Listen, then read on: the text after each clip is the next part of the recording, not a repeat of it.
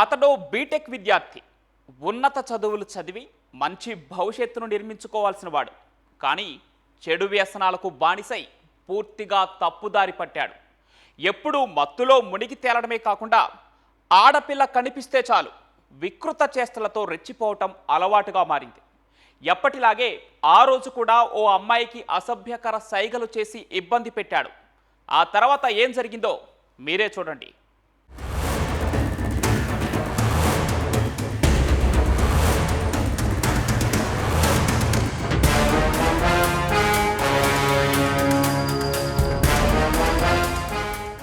గంజాయి మత్తు ఈ రోజుల్లో సమాజానికి పెద్ద క్యాన్సర్లా తయారైంది.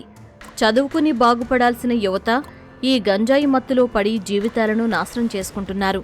మత్తుకు బానిసై విచక్షణ కోల్పోయి చేస్తున్నారో కూడా తెలియని స్థితికి చేరుకుంటున్నారు.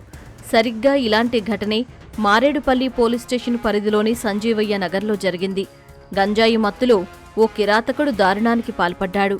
తన చెల్లికి జరిగిన అవమానాన్ని ప్రశ్నించేందుకు వెళ్లిన యువకుడిని అత్యంత దారుణంగా హత్య చేశాడు.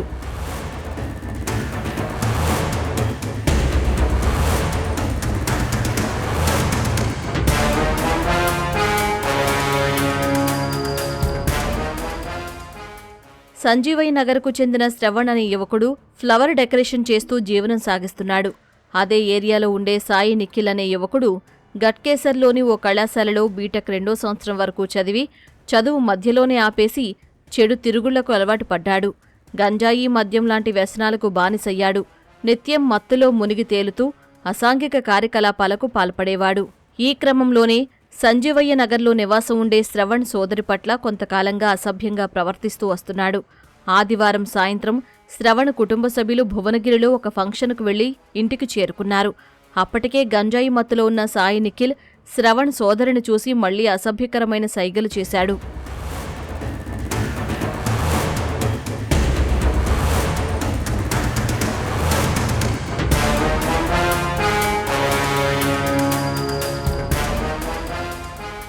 నిందితుడి వికృత చేష్టలను చూసి ఆగ్రహించిన ఆమె తండ్రి పరశురాం సాయి నిఖిల్ను వారించాడు. ఇంతలోనే డ్యూటీ ముగించుకుని ఇంటికి వచ్చిన శ్రవణ్కు ఈ విషయం తెలియడంతో విషయం ఏంటో మాట్లాడదామని నిఖిల్ దగ్గరకు వెళ్లాడు. అంతే, అక్కడ ఇద్దరి మధ్య మాటా పెరిగింది.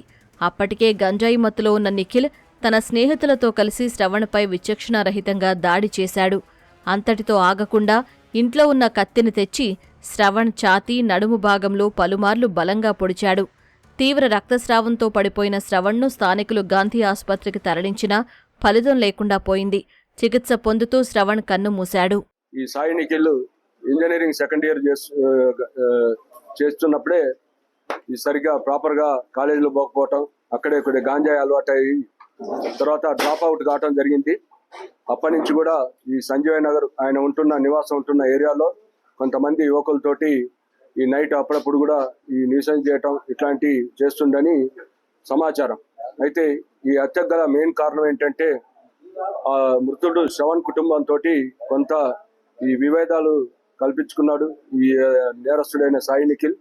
అదేవిధంగా మృతుడు శ్రవణ్ వాళ్ళ చెల్లెల్ని అప్పుడప్పుడు టీ చేయటం, అసభ్యంగా మాట్లాడటం ఇవన్నీ కూడా చేస్తుండు. ఆ హత్య జరిగిన రోజు కూడా నైట్ వీళ్ళంతా కలిసి మృతుడు తర్వాత వాళ్ళ ఈ పేరెంట్స్ ఈ అమ్మాయి వీళ్ళంతా కలిసి భువనగిరి టెంపుల్ దగ్గర పోయి రిటర్న్ వచ్చిన క్రమంలో ఆ ఇంటి ముందు కూర్చున్న సాయి నిఖిల్ ఆ అమ్మాయిని ఏదో చిడాయించిండని దాన్ని తర్వాత ఈ శ్రవణ్ వచ్చిన తర్వాత అతన్ని నడటానికి పోయినప్పుడు కత్తితోటి అతన్ని అటాక్ చేసి 8 పోట్లు దాకా పొడిచి దాని ద్వారా అతని మరణానికి కారణమైండు. దారుణానికి ఒడిగట్టిన నిందితులను పోలీసులు 24 గంటల్లోనే అదుపులోకి తీసుకున్నారు.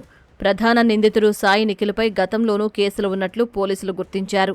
నిఖిల్తో పాటు హత్యకు సహకరించిన ఆనంద్, సాయినాథ్, రమేష్లను అరెస్టు చేసి రిమాండ్కు తరలించారు.